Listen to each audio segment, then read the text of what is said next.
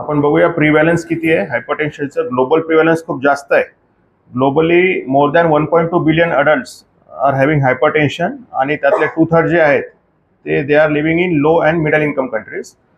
World Health Organization has previously stated, त्यांनी सांगितलंय की one of their global target is to reduce prevalence of hypertension, जे कमी करायचंय 33% 2010 ते 2030 मध्ये. या टार्गेट पिरियडमध्ये त्यांना करायचं आहे बीपी कमी. त्याच्यानंतर इंडियामध्ये जे प्रिव्हॅलन्स आहे बीपीचं ते 24% आहे, पुरुषांमध्ये स्त्रियांमध्ये 21%, NFHSच्या डेटानुसार आहे, आणि अर्बन एरियामध्ये जास्त आहे compared to rural population.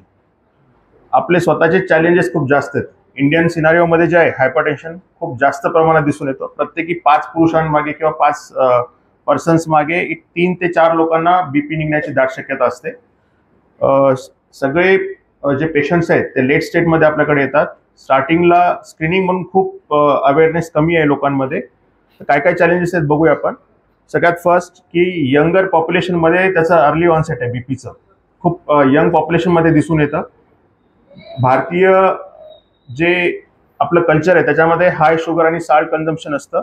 Almost जे ॲव्हरेज इंडियन साल्ट कन्झम्पशन आपण जे आहारामध्ये घेतो ते 9 ते 12 ग्राम असतं, आणि आयडियली रिक्वायरमेंट हे 2 ग्रामपेक्षा कमी लागतं आपल्याला. ह्याच्यामध्ये जे आपण जे पिकल वगैरे यूज करतो ते जास्त प्रमाणात सॉल्ट लोडेड डाएट्स आहेत हे.